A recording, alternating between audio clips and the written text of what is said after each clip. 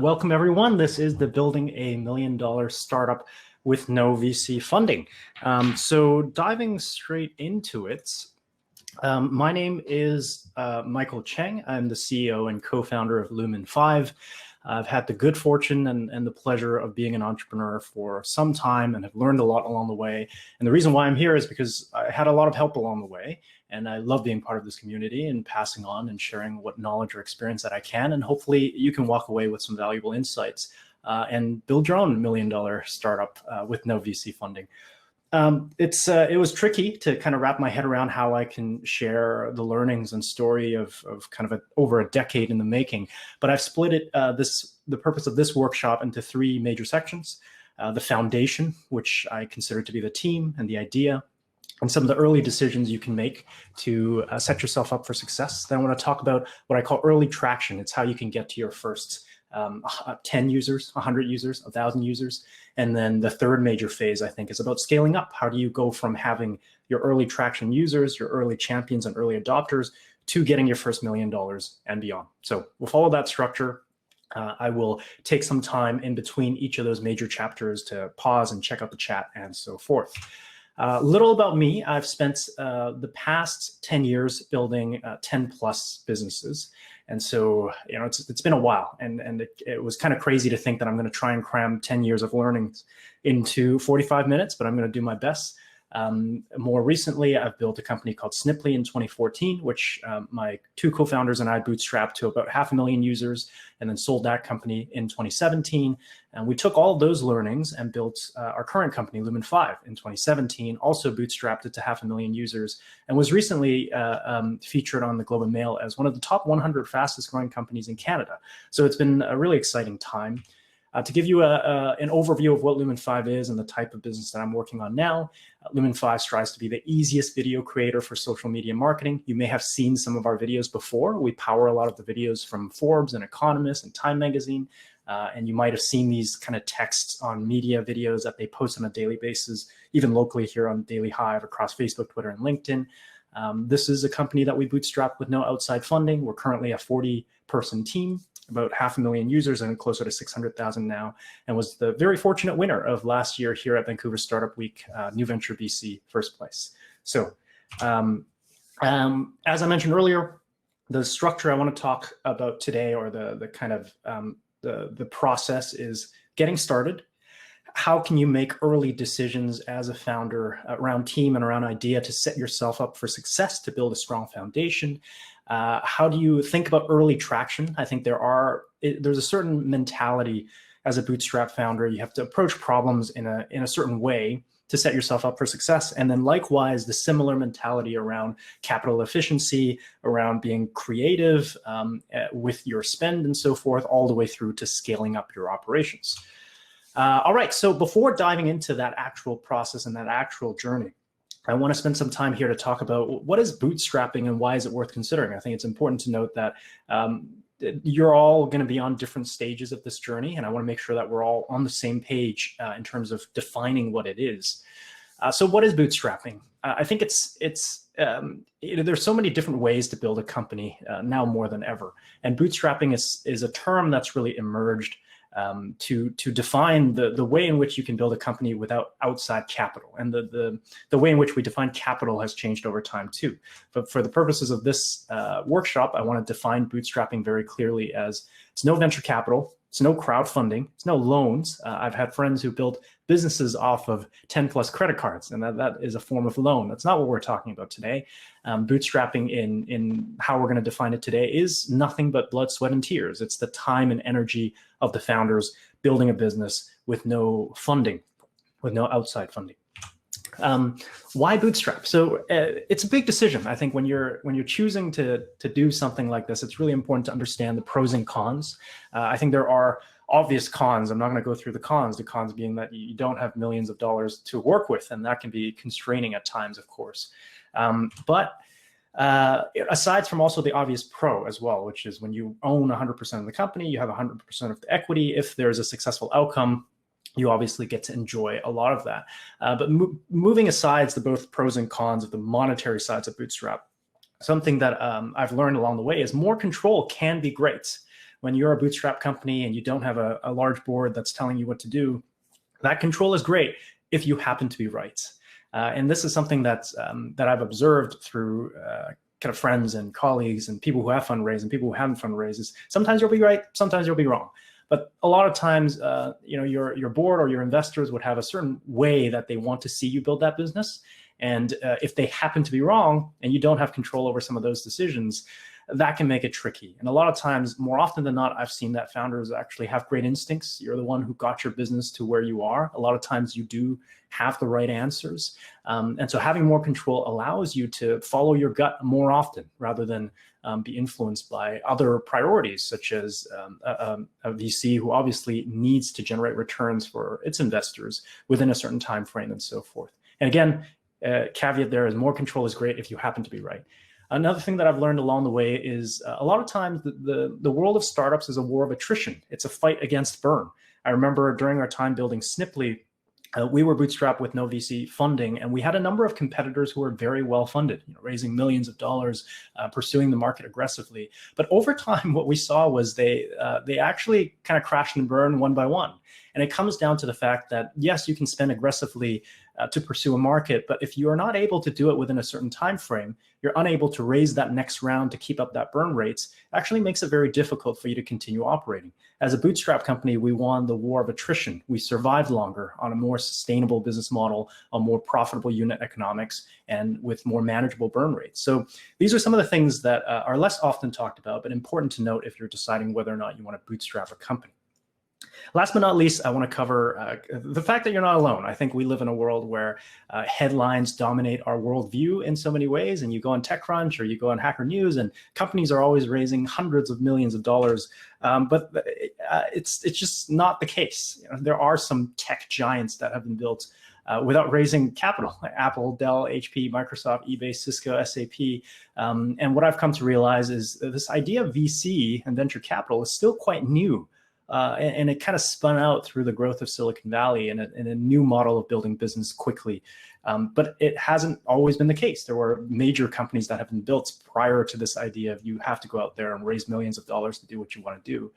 More recent examples, Atlassian, Plenty of Fish right here in Vancouver, MailChimp, have all built businesses that are tens of millions, hundreds of millions, without really raising capital. And so it's important to note that if you do decide to bootstrap your company and you do decide not to raise VC capital, that you're not alone in doing so, even if the news cycle and the headlines might make you feel like you're of the minority. One thing that I want to clarify as well is here's kind of how I view the spectrum. There's the lifestyle business, which in my definition is the business. The priority of the business is to help you live the lifestyle that you want. So if you want to start a cafe because you want to kind of just pour coffee for 4 hours a day, and that's how you want to live your life, and you don't want to franchise it out around the world like Starbucks, that's totally fine. The goal of the business is your lifestyle, and that's what I think a lifestyle business could or should be, and there's nothing wrong with that. On the other end of the spectrum is growth at all costs. This is ignore unit economics, sometimes even ignoring revenue models. Instagram's a great example of that. Let's just grow at all costs. Let's not worry about making money. Let's just get as many users as we can. And I think what I've kind of spent my career doing is this area in between. It's growing sustainably. I'm not building a lifestyle business where the priority is my lifestyle. My priority is still to grow, but I'm not growing at all costs. I'm growing with healthy unit economics. I'm trying to build ideas and teams based around capital efficiency and so forth. So that's what we're going to talk about today. If this is what you're interested in, then you're in the right place. I want to kind of briefly summarize here, what is bootstrapping as we're defining it today is it's no outside funding, it's no crowdfunding, it's no loans, nothing like that. It's just building business with blood, sweat, and tears. There's a lot of benefits, in my opinion. Some of the major one is the ability to maintain control, not just from a financial standpoint, but really the ability to trust your gut and do what you feel as founder is right. You are the one who thinks about this problem and your customers 24/7. Your VCs are going to have a portfolio of companies and they think about different problems all the time, but you'd spend 24/7 really thinking about this stuff. And a lot of times your gut instinct is going to be quite good, and your ability to maintain control will allow you to act on those. And of course, borrowing experience when necessary through boards of advisors and key senior leadership hires and so forth. Last but not least, you're not alone. Massive companies have been built and continue to be built without outside capital. All right, let's dive into the first step of the journey. And this is just about getting started. It's the idea, the team, and the dream. And over the past 10 years, I've had the good fortune of not only building a bunch of companies myself, but also working with other people that kind of come to me for help or advice along the way. And this is the part that I think most companies or most entrepreneurs struggle with. That's why I want to spend some time here. I don't think this is often talked about, this idea of lifestyle choices. And this is where I see most early stage founders get tripped up. I want to kind of start with a quote here. Your savings is your runway. Your lifestyle is your burn rates. And this is true for most of the early stages of a bootstrap entrepreneur. Is if you're raising capital, then your runway is the amount that you've raised and your burn rate is the amount you're spending and so forth. But as a bootstrap founder, you're building on blood, sweat, and tears. Your budget is your lifestyle. How are you spending? Where are you living? How are you traveling? What are you eating? Those things have a dramatic impact on whether or not you can be successful. In my experience, building business, especially in the early stages, is trial and error of both people and ideas. Trial and error of people, as in you have to work with multiple co-founders, multiple partners. Throughout my 10-year journey, I've worked with lots of different people before I kind of found my current 2 co-founders where we built a few companies together. But it is a time-consuming process. And even after you've found the right people, it's a trial and error with ideas. You're going to work on multiple startups before you actually find something that works well. And so, the lifestyle choice becomes really important because if you're living in a nice place, you're driving a nice car, you're eating nice food, that reduces your runway and it limits the amount of time you can to pursue this trial and error process. And I do think entrepreneurship is one of those things that just takes time. You need exposure to ideas and people. You need to build your level of experience. Schools don't teach you how to do this stuff. You have to learn on the job and learn through experience. And that's why I think extending your runway by managing your expectations goes a long way. To give you a personal example, I remember, walking everywhere, even if it's an hour away. I wouldn't take the bus. I wouldn't take the taxi. Barely ate anything, which is perhaps why I'm still so skinny. And those were important decisions. Bootstrap is not necessarily a fun experience, but it's what you have to do to extend that runway, to give yourself the time and energy to trial and error with people and ideas across a long period of time. Thank you, Peter. I do eat more these days. So I also want to talk about drawbacks of the side project. I think, the most common thing to do is, hey, I'm out of money. I'm going to go get a job and I'll build a bootstrap company as a side project.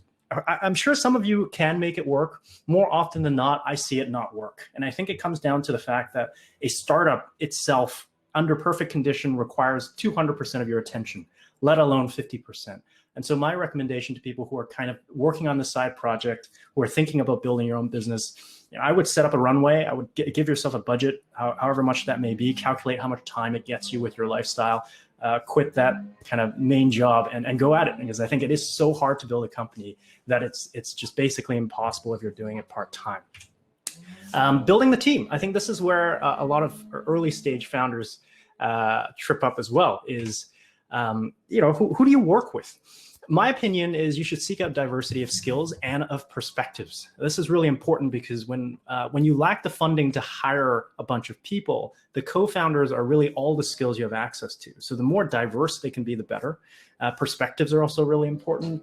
This is kind of a form of worldview. How do you respond to situations? Are you the type of person to kind of run in head on, or are you calculative and you take time to stay calm and think? And I think there are right time for the right approach to problems. Having that diverse perspectives will help you overcome the different challenges that come along. I think the major drawback I want to point out here is that the gut instinct is always to work with friends. And you see that a lot, and some of you might be doing that. And again, some of you perhaps can make it work, and that's no problem. I want to highlight that the drawbacks of building with friends usually is in the lack of diversity of skills and perspectives. Friends tend to be people that you get along with very well because you see the world the same way, because you maybe graduated from the same school in the same program. The unfortunate side of that is more often than not, you have the same skills. There's a lot of companies that are started by 3 MBAs who are looking to build a tech product, and their first hire is engineering because they don't have anyone with engineering skills in the team, or vice versa. You've got 3 engineers who want to kind of build a business, but nobody's really thinking about the sales and marketing and so forth. So that's what I mean by the drawbacks of building with friends. And if you do happen to have friends with diversity of skills and perspectives, I actually think that it's great. It's just something to look out for. For me personally, I come from a mix of a design and marketing background. So I cover the business side, but also the product design and UI UX. My two co-founders are both quite technical and engineering focused. And so together we've been able to build products, design products, market products, sell products. And that's what I have experienced as the advantages of having diversity of skills and perspectives. So something to think about to map out what you think your core competencies are and whether or not there's enough diversity there to get you through the many challenges along the way. And then, of course, finding your idea. This one is tricky for good reason.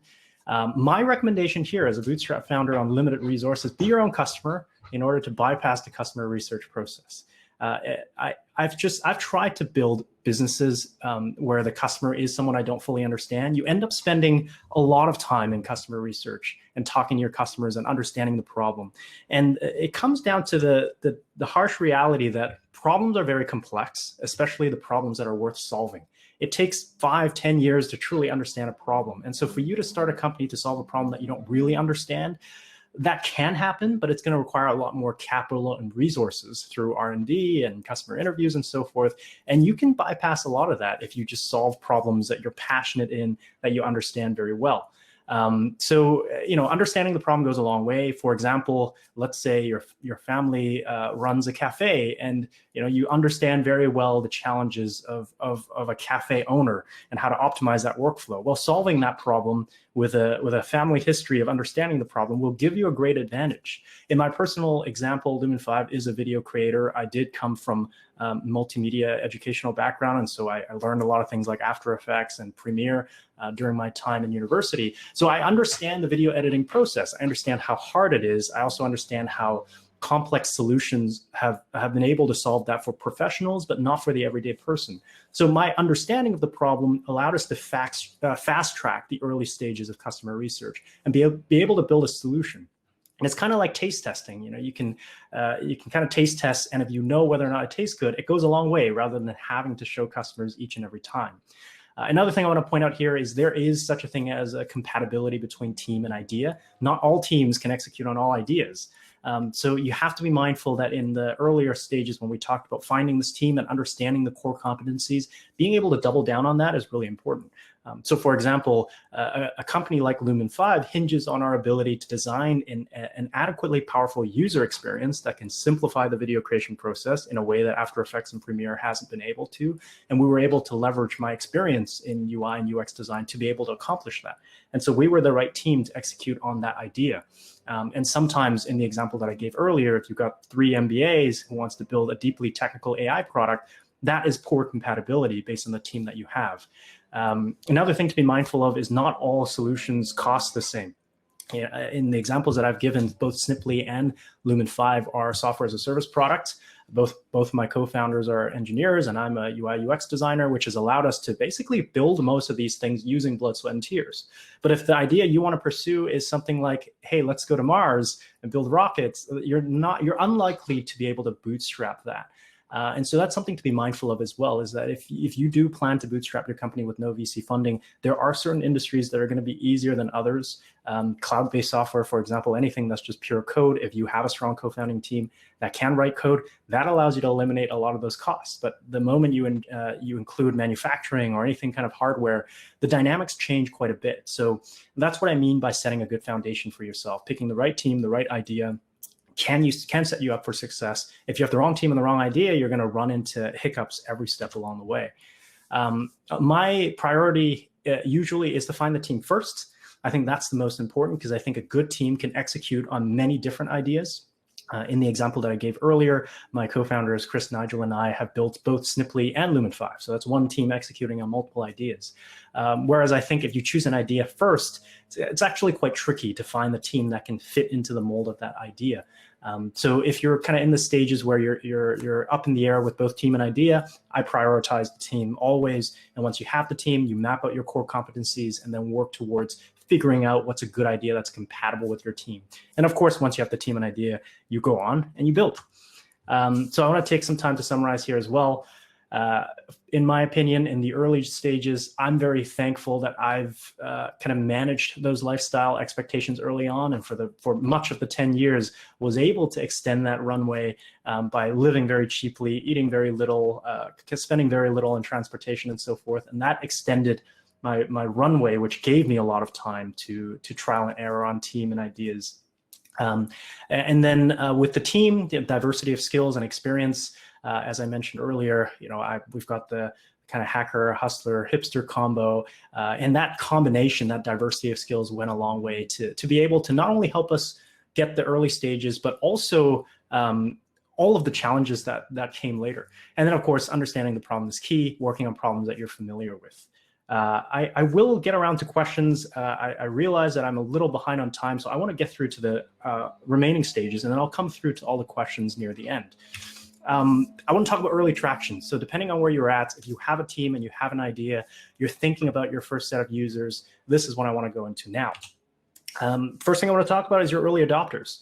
More often than not, a lot of companies kind of find the right team, find the right idea, but just struggle to get the first 10 or 100 or 1,000 users or customers. And this is a common place where people trip up. My recommendation is always that a product for everyone is for no one.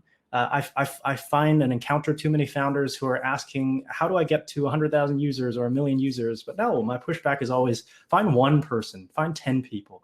And the kind of wisdom here is it's better to have 10 people who love your solution, who absolutely love your solution. And that's actually more powerful than having 10,000 people who just like your solution. I think it's so powerful to have people who absolutely fall in love with your solution, because those are your early champions. Those are the people who are not only going to spend time on your product, but actually spend time with you to help you shape the product, volunteer their time to give you feedback, sit through interviews and prototyping and so forth. So my recommendation is always to drop your expectation for rushing to 1 million users. Just find 10 people. And usually when you shift your perspective there, it becomes a lot less daunting. Finding 10 people to love your solution is very achievable. It's a very manual process. And you achieve that through what I call founder-led growth. And founder-led growth are things that only you would do for the business. Nobody else is willing to do this kind of stuff. It's all about doing things that don't scale. The famous Airbnb example is in the early stages of Airbnb. The founders of Airbnb would actually go into each individual's homes, take pictures for them, write the description, and make their listings very attractive. And those are the kinds of things that you have to do. That's what founder-led growth looks like. You'll never be able to hire people who are kind of willing to spend 20 hours a day doing this type of grunt work, but it's going above and beyond for those 10 people and make them feel extra special. In my example for founder-led growth, doing things that don't scale, in the early stages of Lumen5, long before we launched Lumen5, we had an internal version, and I was a contractor on Fiverr offering to make videos for people for $5. And it was such an amazing offer, because usually videos cost hundreds of dollars, and here I am saying I'll do it for $5. But through that experience, I got a number of clients on Fiverr. I made those videos using a combination of After Effects and Premiere and some combination of the software that we were building. And through that, there was a rapid iteration cycle where we were basically building the tool to improve my ability to be more efficient on Fiverr, to be able to create videos for people for $5. And that's the kind of things that you have to do in the earlier stages. And it's going above and beyond for a few people. And then building advocacy is something that, once you have your first 10 people who love your product and love your customer, how do you then turn them into your early champions and evangelists? And I know we're skipping through, and this is fairly high level. Again, I'm trying to cram 10 years of experience into 40 minutes or so. But earlier, kind of the previous stage where you're trying to find your 10, it gets, the whole point of doing things that don't scale is that it's hard to scale it. So I don't recommend you kind of trying to get to your first 1,000 using founder-led growth techniques. But what you can do, and if you've done the first part right about really going above and beyond for your first 10 or 50 or 100 people, they can be turned into your champions to help you find the next 100 or next 1,000. And so in our example, what we've noticed is usually your customers hang out together. For us, it was marketers. And when we go above and beyond for 10 marketers, they hang out in circles and Facebook groups with other marketers, and they go to conferences and events. And your customers are usually connected to your first 10 customers. And how we build advocacy at Sniply, which is our previous company, was we really celebrated anytime anyone tweeted about us. We would write them thank you notes for referring customers to us. We actually kind of took their photos and feature them on our About page and kind of had this celebratory page and called them our early stage evangelist and really built those relationships. And those first 10, 50 eventually brought us the first 100 and the first 1,000. And they were kind of going into forums, sharing and helping us spread the word of the product and so forth. So this stage of going from your very early adopters where you're pursuing founder-led growth to the first 100 and the first 1,000, I think hinges on your ability to really build those relationships so that those early users become your champions for you.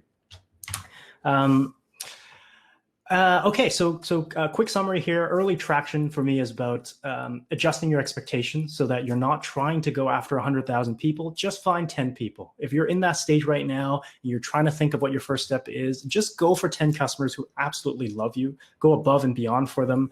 Use your own product for them on their behalf if you must, like I did, where it's not like I'm giving them our video creator. I'm creating videos for them using our video creator. And that's the kind of founder-led growth that you need, like the Airbnb example of going into people's individual homes with cameras, taking pictures of them with their listings and helping them create the perfect listing that people want to stay in.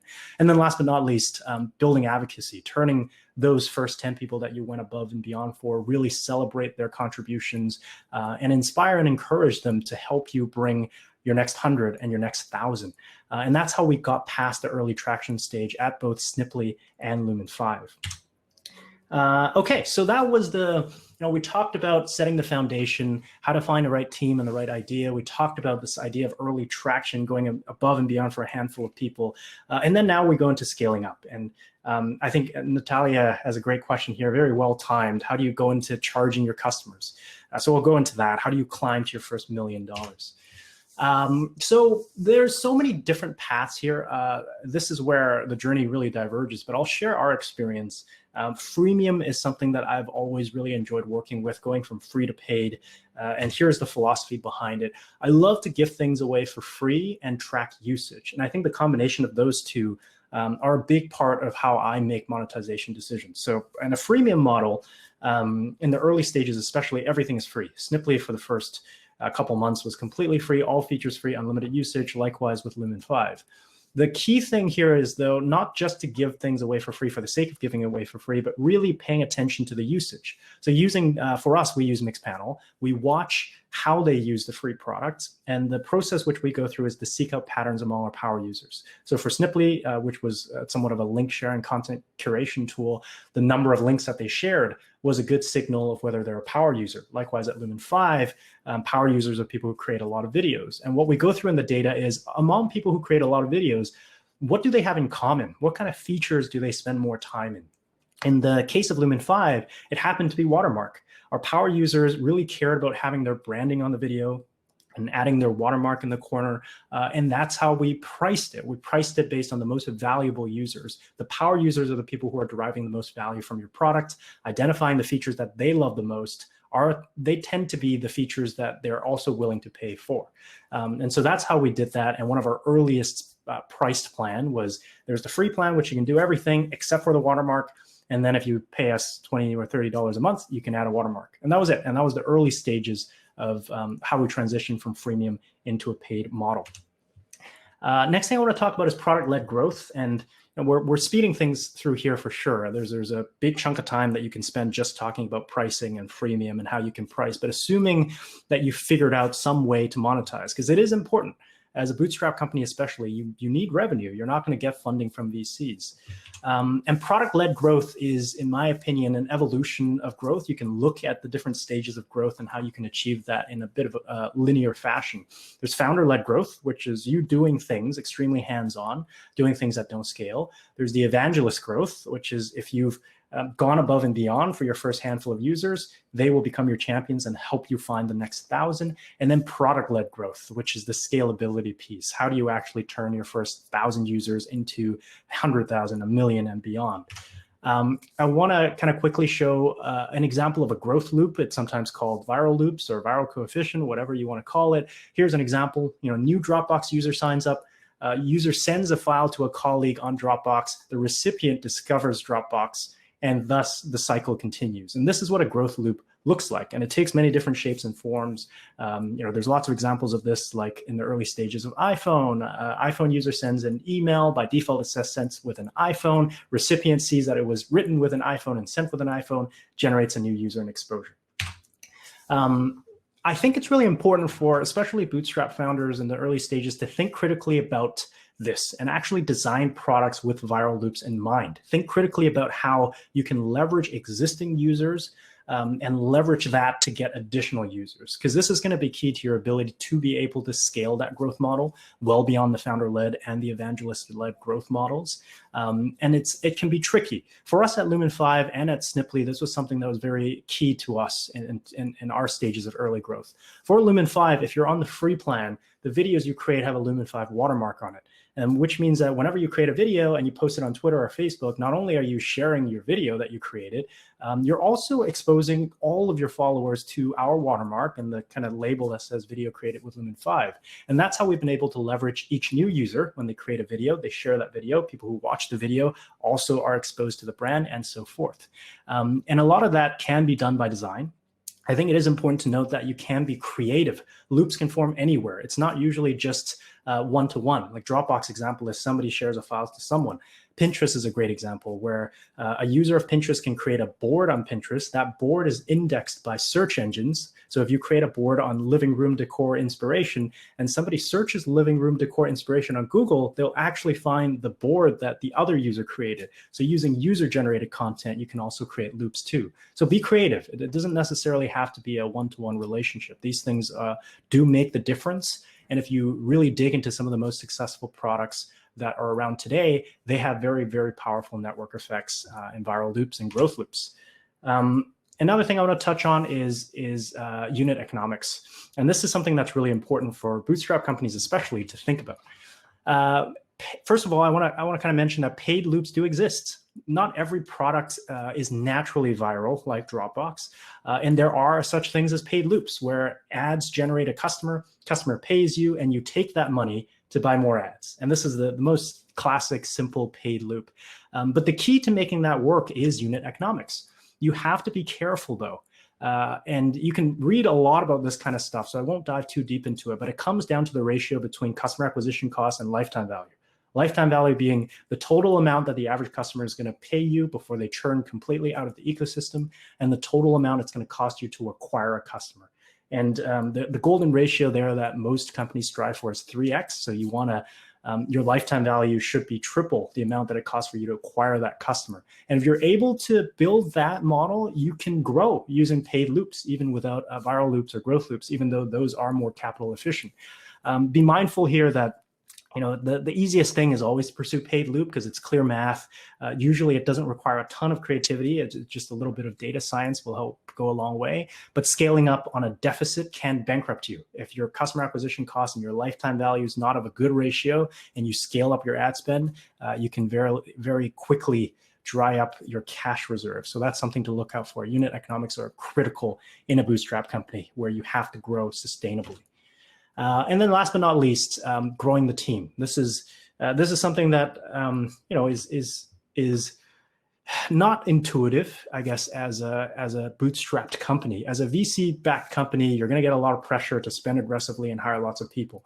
At a bootstrap company where you don't have a board that's really pushing you to hire your next VP, this is something that you have to be mindful of yourself, and it can feel a little scary. What it looks like in our operations and our team is investing every dollar we earn into hiring.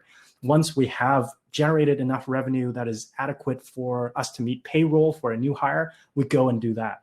And I think that does set us apart from what I call growing sustainably in lifestyle business. Is if you're just hoarding your savings and you're kind of operating conservatively, then you're not really growing. You're not setting growth as the priority of the business. And so what we try to do is how do we behave like a VC-backed company, spending aggressively, hiring aggressively with healthy unit economics, without raising capital. And that's the fine line, and it can be tricky to do. But that's what we've done. And it really comes down to having that self-awareness of identifying what your weaknesses are as a team. What are you not good at? And then hire for that. If you're not good at customer support, make that your first hire. If you suck at sales, make that your first hire. Because at this point, the kind of co-founding diversity of skills are going to start to break apart. And this is the scale-up phase. You've reached some measure of product market fit. You've got thousands of users. Co-founders, good co-founders, are usually some combination of jack of all trades. But at this point, to scale up, you're going to start to need some specialists who are really good in select parts of the business. And so that's how I would go about growing the team. So summarizing the scale-up stage here, for me, monetization is giving away things for free and then really tracking and measuring the power users, identifying patterns, and then building pricing models based on actual usage. Product-led growth, designing with viral loops in mind, thinking early on how you can leverage one customer to generate an additional customer. If you're unable to do that, it's a very, very uphill battle, very steep climb for you to be able to acquire and scale paid loops. So something that I would think very critically about. And then last but not least, of course, growing the team. Just being aggressive, spend aggressively, and remind yourself that you're here to grow a significant company, that a bootstrap company doesn't necessarily mean that it's going to be a small company. Again, companies like Atlassian and Plenty of Fish have built hundreds of millions of dollars of equity value. And you can do that too. You don't need VC funding to do that, but it requires you to think like a growth-oriented company and spend almost as aggressively as a VC-backed company would. Really, that's the journey. And I know kind of cramming 10 years of experience into 40 minutes is kind of crazy, but these are the lessons that I learned along the way. As I mentioned earlier, I've built 10 plus businesses. I've got 2 that have reached that kind of multi-million-dollar status. So perhaps a bit of a Pareto principle where 80% of my startups fail and 20% has reached some measure of success. But when I do trip up and when I do encounter those failures, it's usually some major decision in one of these stages. We're reaching the end of here, so I'm probably going to transition over to the Q&A section. But I want to kind of give you an overview over the past 40 minutes what we covered. Bootstrapping in a nutshell is, first and foremost, understand your runway. Your savings is your runway. Your lifestyle is your burn rate. Have to take that seriously. Otherwise, you're going to run out of time. Again, it took me 10 years to do what I've done. And if you give yourself 1 year, it's just very difficult. The right team and the right idea usually has a high level of synergy. The right team has a wide diversity of skills and perspectives. And the compatibility has to be there. There's a certain team that's going to be able to execute on a company like Shopify or on a company like Unity. And it's just different. And you have to find the right people to work on the right things. I always prioritize team because I think a good team can work on lots of different ideas. Founder-led growth. Don't think about scalability in the early stages. How are you going to find 10 people who love you? Are you giving them a call every morning? Are you delivering coffee? Are you showing up to their door and really helping them solve their problems? That's what's going to get you to your first 10, 100, and maybe even 1,000 customers. It's just that founder passion that only you can bring to the team.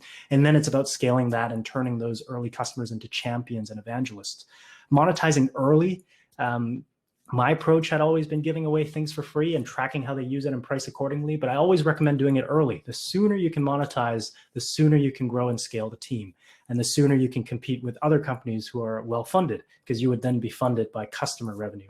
Product-led growth, thinking about viral loops, thinking about growth loops early, designing products so that you can leverage each user to find additional users.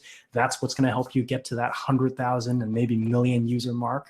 And then last but not least, realizing that the early stages, founders are supposed to do everything. But if you want to scale, the founders have to increasingly get better at delegation, find people who are smarter than yourself, and spend aggressively. It's always hard to hire someone when the best engineer might be 140K. And it might feel like a lot when you're managing your savings and you're literally not eating, and then now you got to pay someone $100,000. But that's what you got to do. That's what you got to do to grow a team. And bootstrapping in particular, where you don't have tens of millions of dollars from investor money, you have to have that discipline to take very little for yourself, but be very generous with who you hire and how you reward them.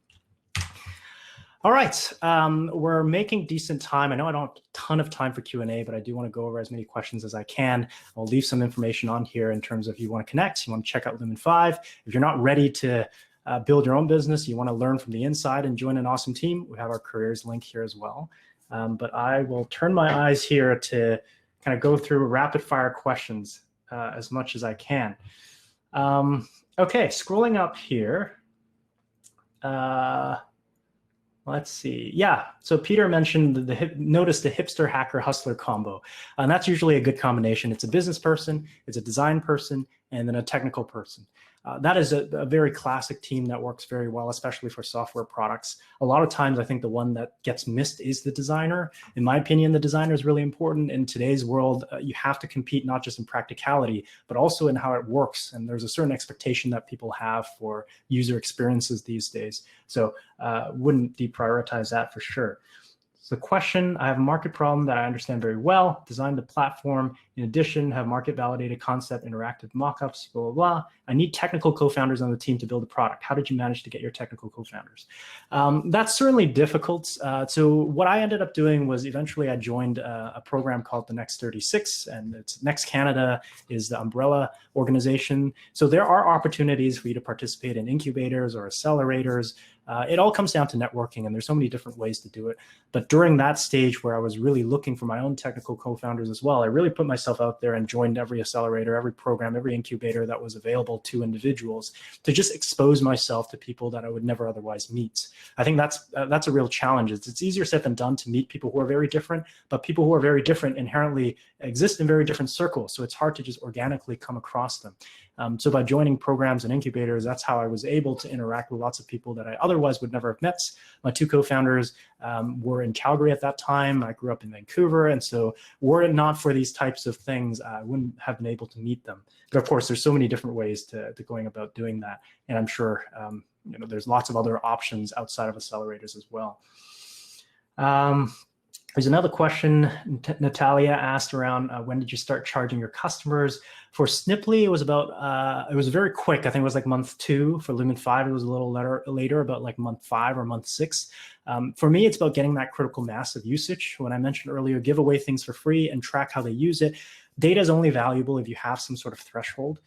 So what I would aim for is if you have something like 1,000 free users that are actively engaged, or even like a couple hundred, that's usually a good time for you to dive in. What you don't want is to have 10 people and you're kind of trying to build pricing models based off of very little information. But for both of those companies, we've gotten it to a couple hundred or at least a couple thousand active free users before we dive in, look at the data, identify patterns, and build pricing plans accordingly. But also, if you're able to do it sooner, that's great. Early revenue is always great. Yeah, Peter made a great point. It sounds like founders are tempted to look too far ahead. And yeah, that's what early stages are all about. It's looking what's immediately in front of you. It's not about 1 million users. It's just 10 users. And I think it really helps reduce it can be very daunting to try and acquire 1 million users. But once you change your perspective to getting 10 people to love your solution, it suddenly becomes much more achievable. So I strongly recommend that. Looking through to see if there's any questions that I missed. How did you find a team that has different skills and perspectives? Yeah, it's certainly tricky. As I mentioned before, throughout the 10 years, somebody said my mic is off. If nobody else can hear me, let me know. I'll continue talking. Yeah, so most people can hear me. Sorry to hear if there's mic issues. Great. How do you find a team? Again, it goes back to the trial and error. Throughout the 10 years, I've worked with so many different people. There's no easy way to just find a team that's perfect. I've built 8+ businesses before I met my current co-founders. And a lot of that journey is getting to know yourself through working with people and finding what you jive with and so forth. And then trial and error with different people. Even within the current co-founding team, we've worked on different business ideas together. It's just something that takes time. And that's why I think the runway piece is so important. It took me 10 years to do what I've done. And to find the right team and the right idea, and you only give yourself 6 months, that's what I see a lot of founders doing, and that can be very challenging. Might even be impossible unless you're extremely lucky.